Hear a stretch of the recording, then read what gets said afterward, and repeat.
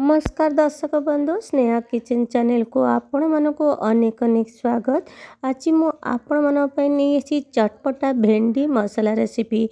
यह बनवा बहुत सहज और खाइबा को बहुत ही स्वादिष्ट लगी था और खूब कम समय हो पाता है। आशा करछि आज रेसिपी आपन को भल लगे। वीडियोटा को भल लगे गोटे लाइक निश्चय करंतु, अन्य मान सहित शेयर करंतु और चैनल जदि नुआ अच्छी ताले सब्सक्राइब करनियंतु। एबे चलंतु ना देरी न करी आज रेसिपी को फटाफट स्टार्ट करनबा।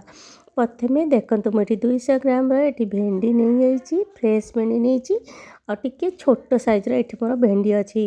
भेंडी को आम परिष्कार भाव में ये धोई नवा। भेंडी को धोई सारा पर गोटे प्लेट को पानी रू छाणिकी गोटे प्लेट रे एमती रखी नेबे।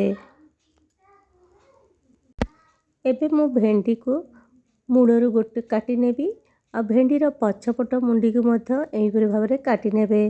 देखो ये मोर भेंडीर साइज टी छोट अच्छी से मझी आपको दिखंड नक यहीपरि साइज काटी नौची।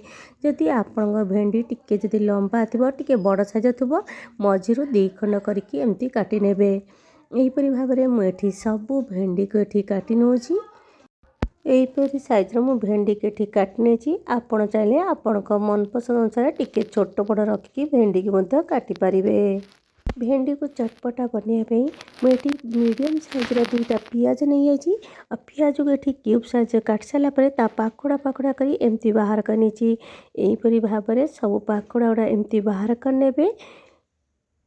एबे मु कैप्सिकम को नहीं जाइए। कैप्सिकम यहीपरि भाव में क्यूब साइज्र ये सब काटी नेबे।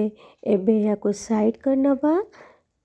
एबे गैस फ्लेम ऑन करी गोटे कड़ाई बसई नहीं। कड़ाईटा आम ताती आसला। ये 3 चामच रिफाइन तेल दे देइछि। तेलटा जो ताती आसो आपन से भेंडी को ये देदेवे। से मुझे अल्प किसी लुण ये छींची नौची जहाँफल लुणटा आम भेंडी देहरे टिके भिदीज। यह भेंडी को आम हल्का भाव में फ्राए करनबा। 3 ରୁ 4 मिनट यहीपरि भाव में टिके हल्का भाव में फ्राए करने। देखो 3 ରୁ 4 मिनट पर भेंडी आमर हल्का ये भाजी आसी। एबे मु गोटे प्लेट को ये काढ़ी नौची। मु बड़का बड़ी जाइथिबा तेल रे पियाज और कैप्सिकम को भाजी नेबी। पियाज कैप्सिकम को ये बेसी समय भाजबेनी, हल्का ये 2 ରୁ 3 मिनट भाजी सारा पर यह को गोटे प्लेट रे काढ़ी नेबी। देखंतु ये पियाज कैप्सिकम को सब प्लेट रे काढ़ी नहीं साइड रखी नबा। एबे भेंडी को चटपटा बनवाई गोटे बाउल नहीं मु फ्रेश दही 2 चामच नहीं। टिके हल्का खटा अच्छी खटा तेल आम भेंडी चटपटा बनवा जो बहुत स्वादिष्ट लगे। से हलदी गुंड आधा चामच, लंका गुंड आधा चामच देती, जीरा गुंड आधा चामच, धनिया गुंड आधा चामच देती। स्वाद अनुसार ये लुण नहीं और कस्तूरी मेथी को गोटे चामच देती। यही सब को देलापर कौन करेंगे ये गरम मसला आप चाहिए यही टाइम में देपारे। ये सब को अल्प पानी दे भल भाव में मिक्स करनबा।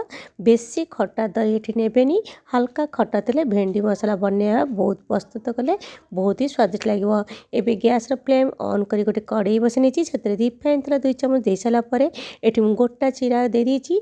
आ गोटे मीडियम साइज्र पियाज को ये चॉप करके नहीं ये हल्का कर भाजी नेबी। हल्का माने ब्राउन है पर्यंत ये भाजी नेबे। ये सब को भाज सारापर आम जो मिक्स करते दही और जो मसला से मसला को दे सारापर कंचा लंका देते टिके राग राग थे खाइबा को बहुत ही टेस्ट लगता है। आम ये जिते केते पर्यंत कषा जिते पर्यंत आम मसलार तेल टिके अलग नई आम से पर्यंत ये मसला को हल्का लो टू मीडियम फ्लेम में कषि नवा।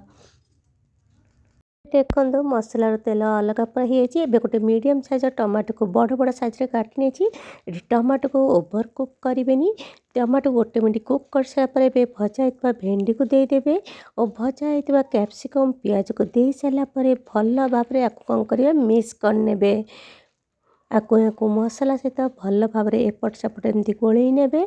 यही सबको गोले सारा पर आम ए कभर देदेबा लो फ्लेम रखिकी आपको 2 ରୁ 3 मिनट एमती कुक करनबा 2 ରୁ 3 मिनट पर मुझे कवर खोल देखुची देखते गोटे पूरा आमर ये चटपटा भेंडी मसला पूरा पूरी रेडी है खाइबा को बहुत ही स्वादिष्ट लगता है से गरम मसला देदेवे और कटा होता धनिया पत्र को मध्य ऊपर देदेवे एठी आमर पस्त हो गला चटपटा भेंडी मसला एबे चलतु गरमा गरम या गोटे प्लेट रे सर्व करनबा देखंतु कितने बढ़िया देखा जाउची ना आपण ये रेसिपी को निश्चय घरे थरे ट्राए करंतु आपण को भी बहुत बढ़िया लगे आपण या बार बार खाए बोली मन करेंगे निश्चय या रुटी परोटा गरम गरम भात सहित खाइले बहुत भल लगे आज रेसिपी जदि आपण को भल लगे प्लीज मो वीडियो को लाइक करंतु अन्य मन सहित शेयर करंतु और चैनल जदि आप नुआ अच्छी